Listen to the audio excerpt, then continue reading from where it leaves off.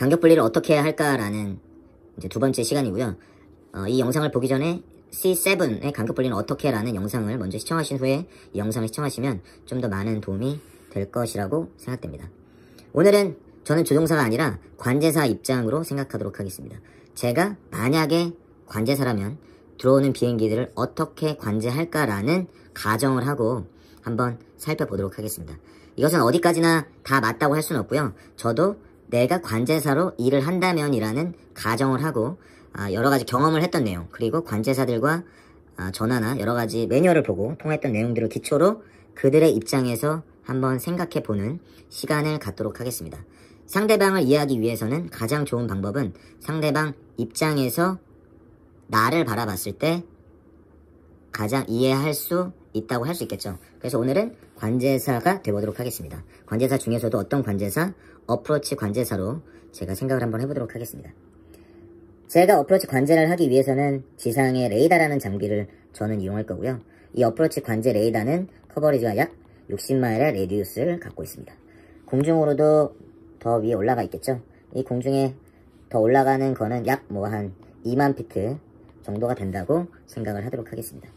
그러면 센터에서 저는 비행기를 받을 거고요. 이 센터에서 제가 너무 그림을 크게 그렸네요. 센터에서 비행기를 받아서 저는 타워에 넘기는 역할을 하겠죠. 이런 센터에서 비행기를 받아서 어디로? 타워로 넘기는 역할을 하죠. 그러면 제가 센터에서 비행기를 받을 때 좀 더 쉽게 받기 위해서는 게이트가 필요할 것이고, 그 게이트로 들어오는 곳에 이름을 정할 거고요. 그 이름을 인천 그리고 김포공항에 들어오는 이 서울 어프로치 구역에서는 이 구역의 이름을 올맨, 아니면 부산 쪽에서 들어올 때는 요거를 이쪽 방에서 들어온다 하면 여기를 국도, 이 정도 되겠죠? 국도.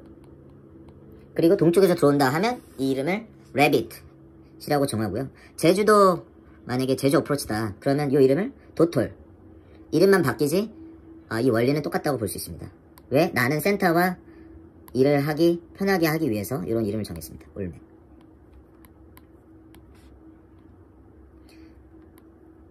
그래서 올맨에 들어오는 비행기는 제가 관여하고 있는 공항은 김포공항과 인천공항이 있기 때문에 인천공항에 들어오는 비행기와 김포공항에 들어오는 비행기를 분류하기 위해서 올맨은 원액 제로는 인천 애들을 집어넣어 달라고 센터에게 이야기할 거고요.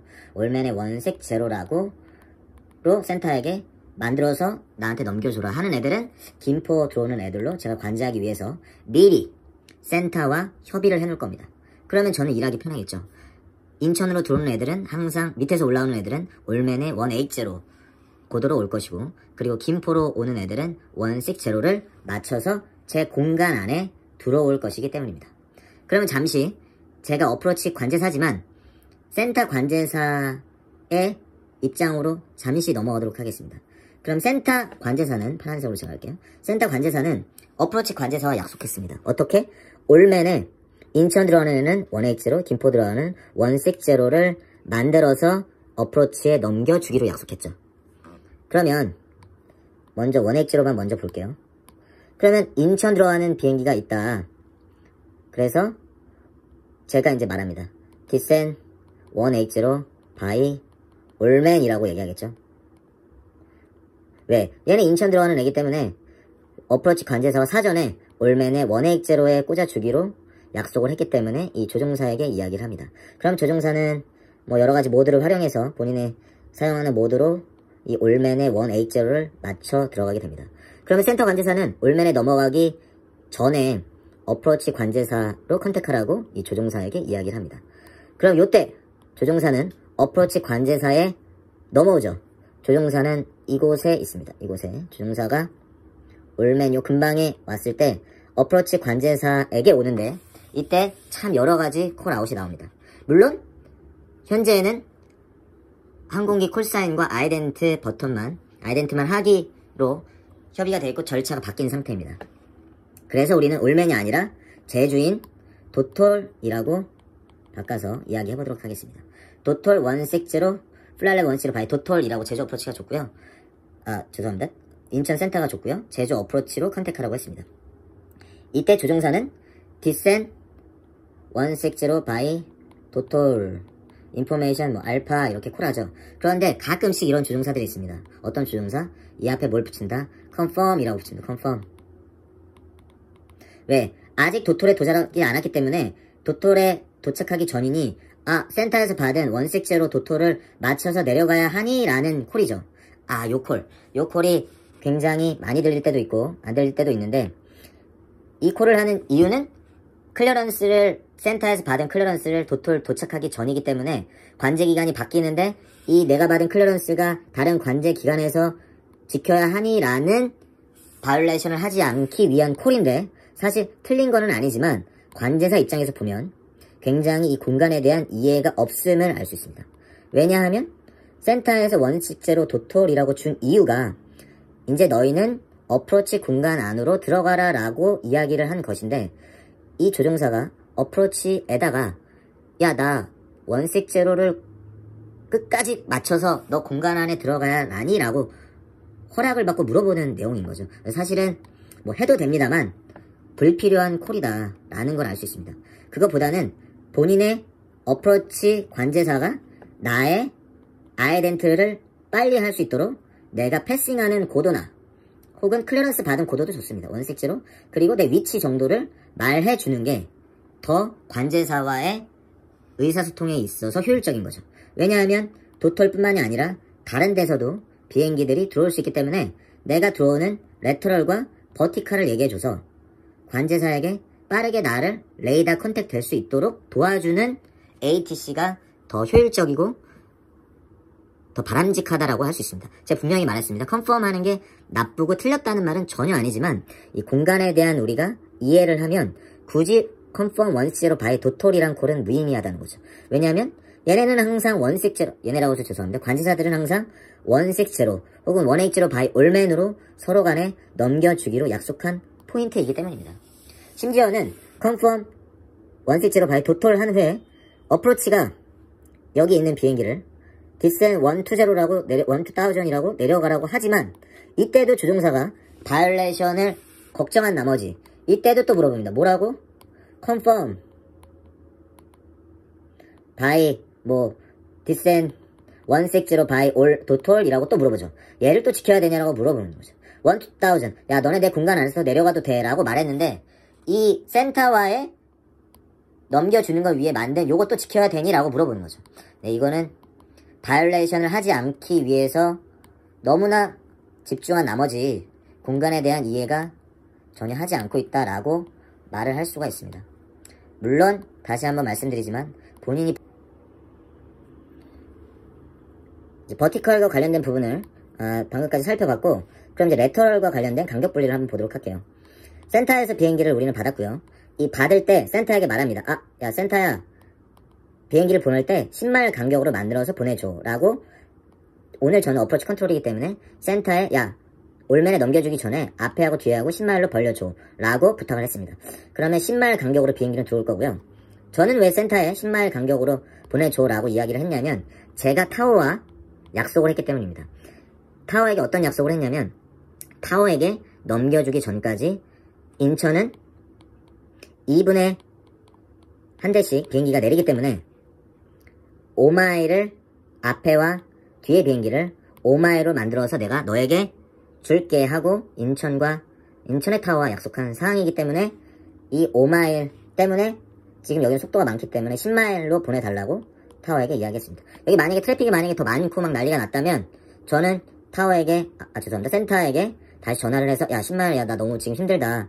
지금 트래픽이 많으니 15마일로 보내달라라고 이야기할 수도 있겠죠.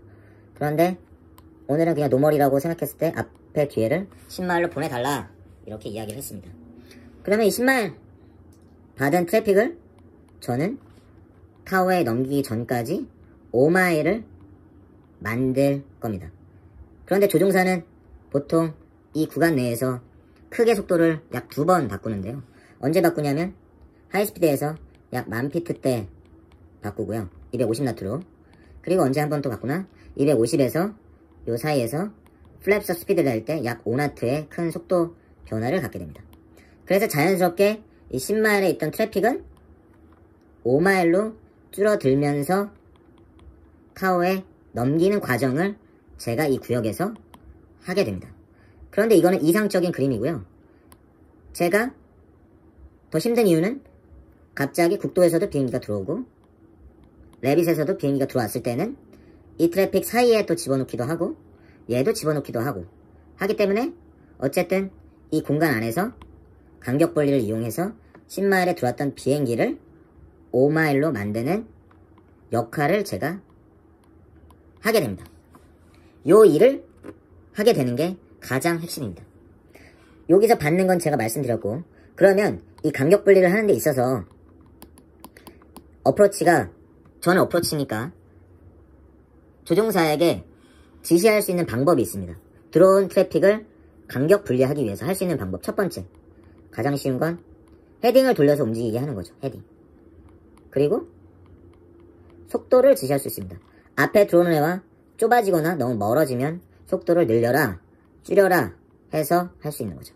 그래서 우리가 가는 트랙과 헤딩이 너무 멀어진다면 조종사들이 아, 트래픽이 밀리는구나 하고 그걸 인지해서 속도를 줄이는 조종사들도 있고요.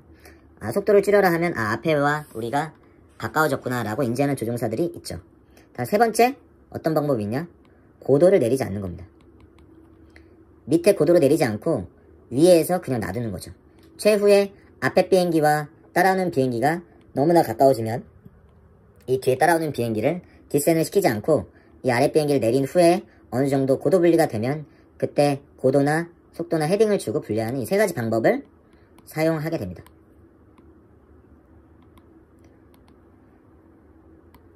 이것을 제가 말씀드린 이유는 헤딩을 주고 속도를 주는 것은 조종사들이 아, 간격 분리를 하는구나 라고 인지를 많이 하는데 이 고도에 대한 부분을 간격 분리 때문에 내리지 않고 있구나 라는 것을 또 잘 모르는 사람이 있어서 어프로치는 굉장히 바쁜데 리퀘스트 디센을 요구하는 조종사들도 있다. 그래서 이러한 부분들은 아, 관제사들이 많이 바쁘기 때문에 고도를 내리지 못하고 있구나 라고 이해할 수 있다. 그리고 고도를 또 내리지 못하는 경우 중에 하나는 이 아래 들어가는 구역에 군 공역이 있어서 어느 시점에 아래로는 내려가지 못하는 시점. 김포 같은 경우에는 오산공항이 있어서 이 오산공항에 고도를 침범하지 않기 위해서 고도를 내리지 않는 그런 구역도 있다. 이런 것은 TMA 차트를 보면 또 알 수 있다라는 부분입니다. 그래서 어찌됐건 메인 팩트는 어프로치는 간격을 10마일에 받았던 걸 5마일로 타워에게 주는 게 나의 일인데 이 가는 동안에 조종사는 마운피트 때 그리고 플랩서 스피드 할 때 그리고 플랩서 스피드에서 파이널 스피드로도 꽤 속도를 많이 줄이죠. 이 부분에 있어서 속도 변화가 클 것이고 이 속도 변화를 하는 중에 10마일을 5마일로 혹은 15마일을 5마일로 만들 것이다. 물론 인천 김포니까 5마일이고 만약에 여기가 제주라면 활주로가 하나여서 이착륙과 동시에 쓰고 있다면 이 약속은 5마일이 아니라 아마 7마일로 했을 겁니다. 그리고 이 공항이 홍콩 그리고 삿포로 그 유럽, 미국의 관제를 아주 타이트하게 하는 공항에서는 이것이 5마일이 아니라 3마일까지도 운영되는 공항이 있고요. 어찌됐건 3마일, 5마일, 7마일에 대한 기준은 왜 이 숫자가 나왔는지는 제가 아까 말씀드렸던 C7 간격 분리는 어떻게 라는 영상을 시청하시면 이것에 대한 설명은 잘 되어 있고요. 여기서 중요한 것은 여기서 받았던 간격을 타워와 약속한 간격으로 고도를 내리며 헤딩을 돌리며 속도를 조절하며 간격을 맞춰서 타워에게 주는 역할을 어프로치 내가 지금 수행하고 있다. 그리고 그것을 이해하는 것이 조종사에게도 서로 간의 의사소통을 위해서 가장 중요하다라고 할 수 있다라는 것입니다. 그러면 우리는 어프로치는 또한 어프로치 차트 내에서 이 간격 분리를 조절하고 있기 때문에 차트를 통해서 어떻게 또 이루어지고 있는지 차트 속에서 한번 살펴보도록 하겠습니다. 차트를 살펴서 우리가 보기 전에 요거 하나만 일단 말씀드리고 갈게요. 센터에서 어프로치를 넘어갔을 때 아까 원색지로 관련된 고도에 대한 컨펌하는 콜처럼 타워로 넘어갈 때도 비슷한 현상이 일어나는데요. 어떤 현상이 일어나냐면 어프로치와 타워는 제가 어프로치라고 했죠. 저는 타워와 약속했습니다. 어떻게? 인천, 김포에 들어갈 때 원래 김포는 4마일, 인천 5마일인데 5마일이라고 일단 우리는 쉽게 생각하도록 하겠습니다. 그러면 언제 넘겨주냐? 타워가 갖고 있는 공역 때문에 이런 규정, 서로 간에 이런 룰이 있습니다. 5마일 타워 공간 안에 들어가기 전에 타워와 투웨이 커뮤니케이션을 어프로치는 만들어줘야 한다라는 서로 간의 약속이 있고요. 그래서 보통 어프로치는 언제 넘어주냐? 그래서 5마일 전인 7마일에서 8마일 정도의 타워에 넘어가라고 이야기합니다. 왜? 5마일까지는 타워와 투웨이 커뮤니케이션이 돼야 하기 때문에. 그런데 7, 8마일이 아니라 10마일에 넘겨줄 수도 있고 12마일에 넘겨줄 수도 있죠. 언제 이렇게 내가 넘어가라고 할 수 있을까요? 언제냐면 굳이 내가 갖고 있을 필요가 없습니다. 굳이 내가 조종사를 모니터할 필요가 없을 때, 언제 앞에 비행기와 간격이 너무나 잘 맞춰져 있어서 간격이 줄어들거나 벌어지거나 5마일이 그대로 유지하고 있을 때는 비록 7, 8마일이 아니더라도 좀 더 일찍 타워로 넘어가라고 이야기할 수 있는 거죠. 언제? 이 조종사들이, 특히 뒤에 있는 조종사겠죠? 어쨌든 앞에 비행기와 뒤에 비행기가 간격을 일정하게 계속해서 속도를 줄이고 늘리는 상태에 있지만 5마일로 간격을 일정하게 유지해서 잘 가준다면 내가 굳이 얘를 갖고 있을 필요가 없으니 얘도 타워에 넘어가라 라고 이야기를 하는 거가 되겠죠. 왜? 요때 5마일을 만들어서 타워에게 줄게 라는 약속을 나는 지킬 수 있기 때문에. 그런데 뒤에 있는 조종사가 간격 분리를 몰라요. 혹은 너무 오늘 체크해서 보수적으로 일찍 속도를 줄여서 5마일을 원래 사실은 만들고 들어가야 되는데 한 7마일, 막 8마일까지 벌려서 들어가는 겁니다. 얘가 오늘 뭐 좀 보수적으로 비행을 했습니다. 아니면 뭐 그냥 안전상의 이유로 또 그렇게 할 수도 있고 여러 가지 이유가 있겠죠.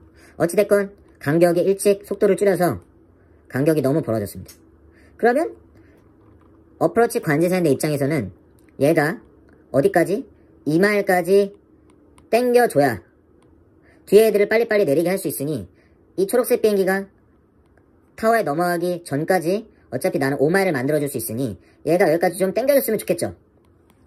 그래야 나는 뒤에 애들을 빨리빨리 내리게 할 수 있는, 트래픽을 붙일 수 있는 잘하는 관제사가 될 것입니다. 그러면 나는 얘에게 어떻게 콜하냐. 그런데 문제는 뭐냐. 5마일까지는 타워와 투웨이 커뮤니케이션을 만들어야 되는데 거의 다 왔기 때문에 내가 이 조종사에게 이런 콜을 하게 됩니다. Maintain 160 knot until 5 dmi 그리고 컨택 타워. 이런 콜이 나오게 되죠. 이 얘기는 뭐냐. 야 조종사야, 너가 지금 간격이 먼데 내가 5마일까지는 너를 붙일 수 있는데 너가 2마일을 줄여줄 수 있거든? 그러니까 너가 아까 너무 속도를 일찍 줄여서 간격이 멀어. 그런데 나는 너를 5마일 타워 투웨이 커뮤니케이션을 만들어줘야 되니 지금 컨택 타워 해. 하지만 내 구역은 5마일까지 내가 레이더로 관제할 수 있으니 until 5마일까지 160로 간격을 좀 줄여줘 라는 말의 축약입니다. 말이 좀 길었죠? 하지만 이 말을 하고 싶은 겁니다. 관제사 입장에서는 어프로치 관제사가 Maintain 160 knot 초록 비행기 until 5 dmi 컨택 타워 라는 말은 다시 한번 설명드리면 야 너가 속도를 일찍 줄여서 지금 뒤에 애들이 밀려있는데 너가 5마일까지 앞에랑 좀 붙여줬으면 좋겠어. 그런데 나는 5마일 컨택 타워를 투웨이 커뮤니케이션 만들어줘야 하니 너 지금 7, 8마일에 있잖아. 너 지금 컨택 타워로 너한테 지시할 수밖에 없어. 하지만 내 구역인 5마일까지 가는 동안에 앞으로 좀 땡겨줘 라는 이야기를 축약해서 조종사에게 이야기하고 있는 겁니다. 그러면 조종사가 이때 희한한 이제 일이 벌어지게 되는데 어떤 일이 벌어지냐.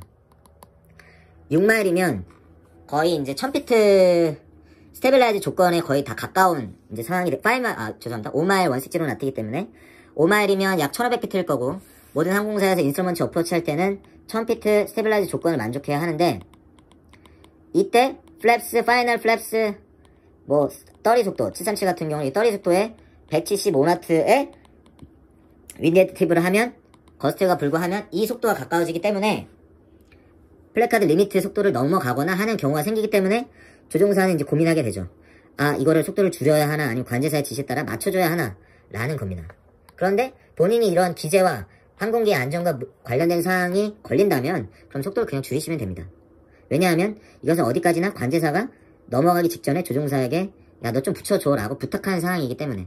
그런데 내가 1000피트 스테빌라이즈 조건에 만족할 수 없는 기재 취급이 된다면 당연히 리포트하지 않으시고도 그냥 줄이시면 됩니다. 왜? 나는 타워의 공간으로 넘어갑니다. 그럼 이제 여기에서 불안한 이 조종사는 그런데 이때 다시 리퀘스트 노멀 스피드 못하는 이유는 컨택 타워 하라고 했기 때문에. 그래서 컨택 타워에 넘어간 조종사는 타워에 뭐라고 하냐. 여러분들 이런 콜을 많이 들으셨을 겁니다. 리퀘스트 노멀 스피드 라는 요구를 타워에게 하죠. 그런데 이것은 잘못된 콜아웃이다. 왜? 타워는 물론 우리나라 공항의 인천과 김포는 타워와 어프로치의 장비 수준이 좋아서 어프로치가 갖고 있는 레이더와 동일한 레이더를 가지고 있지만 저희 스코프에서 보고 있습니다. 스코프에서. 하지만 유관 관제가 프라이머리이기 때문에 이 속도에 대한 간격 분리에 대한 지시는 타워에서 해줄 수가 없습니다. 해줄 수가 없는 게 사실 맞습니다.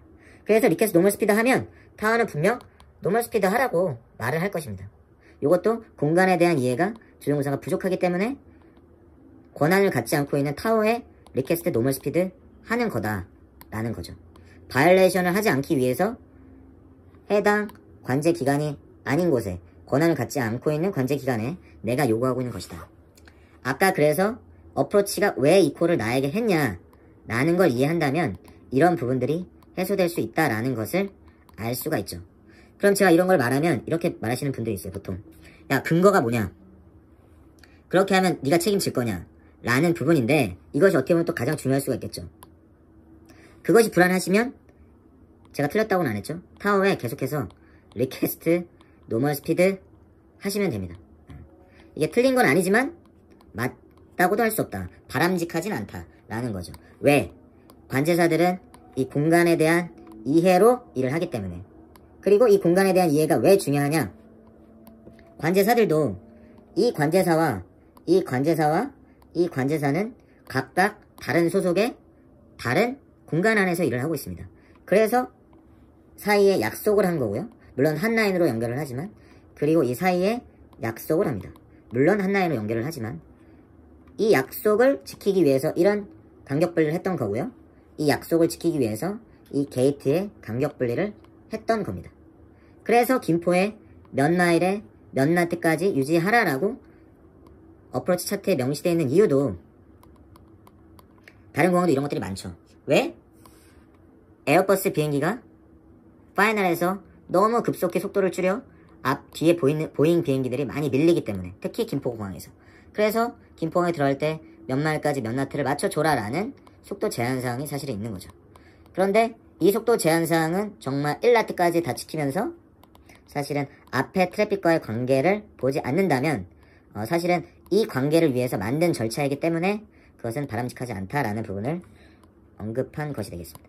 그러면 차트를 보고 우리가 좀 더 간격 분리에 대해서 좀 더 활용할 수 있는 방법에 대해서 이야기해 보도록 하겠습니다. 이 차트는 다낭의 어프로치 얼라이벌 차트고요. 이걸 보시면 일단 제가 아까 말씀드렸던 트랜지션 레벨이 1000피트다. 그러면 어프로치는 어떻게 한다? 센터에서 받을 때 트랜지션 레벨보다 높은 고도에서 보통 비행기를 받는다. 그러면 뭐 12000이나 13000에서 받는다는 계산이 나오겠죠. 그래서 보시면 올맨과 같은 포인트가 어디다? 여기 보시면 칸구에서 13000 있죠. 이게 올맨, 도톨과 같은 지점입니다. 그래서 아마 만약 처음 가는 공항이다 그러면 요 포인트를 보통 야 칸구에서 어프로치 무슨 주파수로 넘어간다 라고 이제 삼국지에서 외우거나 족보를 통해서 이렇게 공부를 해 가는데, 그러한 방법보다는 어떻게 하는 것이 더 바람직할까? 만약에 처음 가는 공항이다 한다면 픽스에다가 60마일 정도를 그리면 아마 이 칸구 포인트가 될 거고요. 그리고 이쪽 위에서 올라오는 비행기는 요 포인트,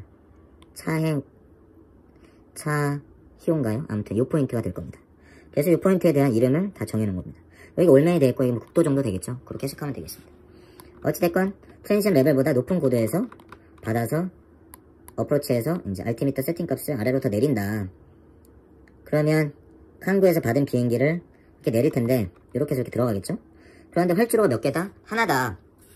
그러면 활주로 하나에 분명히 얼라이벌과 디파처를 동시에 하고 있을 것이다. 그러면 몇 마일 분리해서 타워에 들어간다? 7마일이다. 이것은 제가 간격 분리는 어떻게 C7 영상에서 그 이유에 대해서는 자세히 설명했습니다. 다시 한번 강조하고요. 보지 않으신 분은 꼭 C7 영상을 참고하셔서 꼭 봐주시기를 바라겠어요. 활주로 하나다, 디파처 얼라이벌을 같이 한다. 그러면 아까 말했던 어프로치와 타워의 약속은 7마일일 것이다 라고 예상할 수 있고, 다 그런 건 아닙니다만 우리가 들어갈 때 이렇게 예상할 수 있다는 거죠. 그러면 내가 타워에 넘어가기 전에 7마일을 앞에 비행기가 만들어질 것이다. 그럼 잘 보세요. 뭐가 있냐면 여기 숫자를 보시면, 그래서 여기가 7마일이에요.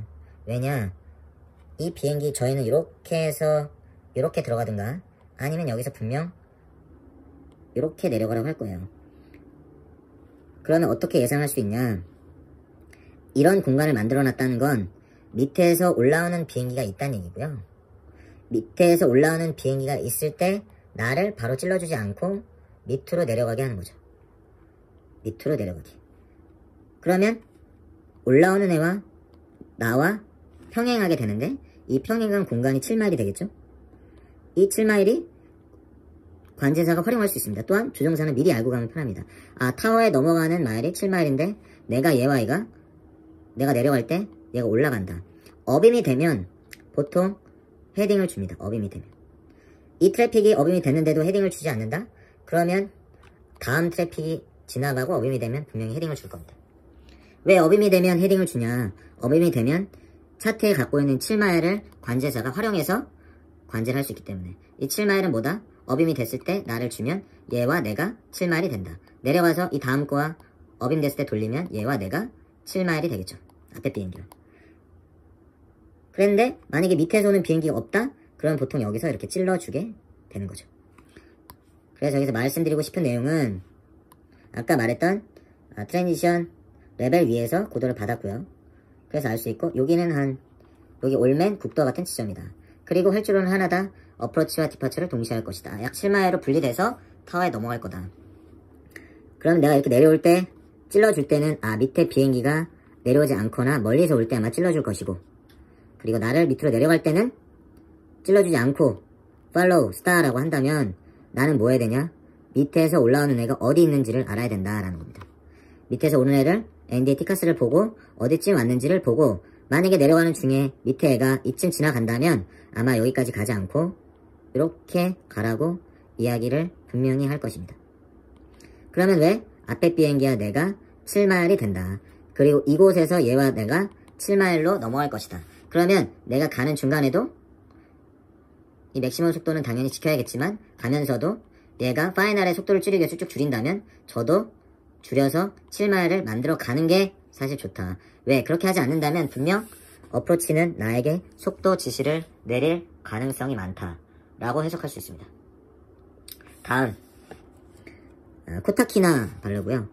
코타키나 발로도 보시면 올맨 국도와 같은 지점이 베타그라고 돼 있죠. 여기 안드렉스 뭐 이런 여기는 아닐 수 있겠네요. 이런 부분들이 다 올맨 센터와 어프로치의 어떤 그런 지점들이 되겠습니다. 다 이런 부분이 되겠죠. 그래서 보시면 트랜지션 레벨은 13,000. 그러면 대충 여기는 13,000 이상인 15,000 정도로 내려가라고 할 것이 분명하고요. 그래서 여기를 보시면 between 170-9000 그래서 플라이 레벨 150 베타그나 이런 콜을 많이 주게 됩니다. 그래서 우리 비행기는 어떻게 들어갈 것이냐? 베타그로 해서 이렇게 들어갈 것인데 여기서도 좀 전에 봤던 거와 똑같이 활주로 몇 개다 하나다. 그러면 어프로치와 디파처를 동시에 하고 있다 라고 봤을 때 물론 완전 야간 비행이면 디파처가 없을 수도 있고 디파처가 없고 어프로치만 있을 수도 있고요. 그럼 타워가 어프로치 전화를 하겠죠. 야 우리 디파처 없다. 그러면 7마일이 아니라 5마일로 더 들어올 수도 있겠죠. 이거는 뭐 나중에 응용을 하시면 되겠습니다. 어쨌든 일반적으로 활주로 하나 어프로치와 디파처를 동시에 하고 있을 것이다. 그러면 7마일로 타워에 넘어갈 것이다 라는 거 우리가 봤을 때 나는 이렇게 들어올 것이고 여기도 보시면 7마일이고요. 그럼 비행기가 이쪽에서 들어오고 있는데 나를 여기서 extend, maintain, running, heading 하면 나는 뭐 해야 된다? 밑에서 내려오는 비행기를 찾아야 한다. 왜? 그 비행기가 지나가면 나는 분명 헤딩을 줄 것이다. 그러면 이 지나간 비행기가 나는 몇 마일이 된다? 이 평행한 7마일이 될 것이다. 그래서 가면서 이 비행기 줄이는 속도와 맞춰서 내 속도를 잘 줄이면 어프로치는 나에게 속도 지시를 하지 않을 것이다. 왜? 타워에 넘어가기 전까지 어프로치는 7마일 만들어서 타워 줄게 라고 약속했기 때문에. 그래서 이러한 것들을 우리는 활용할 수가 있다라는 거죠. 그냥 막 클리어 포 어프로치를 여기서 바로 줬다면 무엇이다? 밑에서 내려오는 비행기가 아주 멀거나 있지 않다 라고 해석할 수 있다라는 것입니다. 다음 김포에 우리가 들어갈 때 14 right로 들어간다고 했을 때 여기도 뭐 헤딩을 주다가 보통 팔로우 스타 하면 이쪽으로 이렇게 따라가서 이렇게 내리게 됩니다. 그렇죠? 여기는 아닌 것 같고요. 스타를 하게 되면 이쯤 이렇게 해서 들어간다고 했을 때 여기서도 팔로우 스타 하는데 갑자기 여기서 속도 조절을 주는 경우가 많고요. 리듀스 스피드 하라고. 그런 경우는 뭐냐? 여기는 활주로 2개죠. 그리고 하나는 디파처로만 쓰고 하나는 얼라이벌로만 쓰죠. 얼라이벌로만 독창적으로 하나만 독자적으로 쓸 때는 몇 마일 분리한다? 5마일 분리한다 라고 봤을 때 김포는 4마일까지도 줄이긴 하는데 그냥 5마일이라고 우리가 통칭하도록 하겠습니다. 5마일로 한다고 했을 때 이 구간에 평행하게 들어온다고 했을 때 이 몇 마일이냐? 여기 보시면 6마일이죠. 6마일인데 내가 속도를 너무 빨리 간다고 한다면 여기는 파이널 속도로 다 주려는 비행기이기 때문에 만약에 어빔 정도의 위치에 있다면 당연히 이 줄이는 동안에 가까워질 것을 생각해서 관제사는 나에게 리듀스 미니멈 스피드라든가 리듀스 스피드 뭐 원색지로 나트 이런 식으로 지시하게 됩니다. 왜? 타워의 공간에 5마일까지 넘어가기 전에 어프로치 역할은 얘와 나를 5마일 안으로 들어가지 않고 5마일을 메인테인하게 만들어서 넘기는 역할을 하고 있기 때문에 그래서 이 앞에 속도와 나를 보고 간격 조절을 차트를 이용해서 할 수 있다. 왜? 평행에 들어갈 때는 어빔을 활용할 수 있기 때문에 이런 부분은 앞서 말한 데보다도 좀 더 속도 조절을 빨리 해줘야 돼요. 왜냐하면 여기는 파이널에 거의 다 왔어요. 그렇기 때문에 얘는 속도가 아주 저속일 거고 저는 거의 약간 속도를 붙였다고 했을 때 많이 줄어들 확률이 더 많겠죠. 이 같은 경우에는 파이널에서 좀 더 멀다고 볼 수도 있고 이거는 뭐 마일 따라 좀 더 다르기 때문에 얘를 보면 알 수 있겠네요. 얘는 파이널에서 상당히 멀죠. 그래서 나에게 좀 더 얘 어빔 그대로 따라갔을 때도 여유가 좀 있다. 중요한 것은 뭐다? 앞에 비행기와 나의 간격을 내가 보고 맞춰주는 것이 중요하다. 그래서 이 사이에 있는 차트에 이 숫자를 우리가 보고 관제사와 내가 호흡을 맞추는 데 있어서 이용할 수 있다라는 부분입니다. 이번에는 방콕이고요. 방콕은 보시면 에스테 이게 레이더 커버리지 안에 들어가는 센터와 어프로치에 넘어가는 국도와 올맨과 같은 지점이고요. 에스테 보면 180라고 되어 있습니다. 그럼 트랜지션 레벨은 이거보다 낮은 뭐 130라고 되어 있네요. 그럼 에스테 180, 바이 에스테 180, 뭐 160 이렇게 내리겠죠. 해서 컨택 어프로치라고 이야기를 할 것이고 여기 또 보시면 하나 또 우리가 유념해야 될 게 에스테 맥스 속도가 280이라고 줄이죠.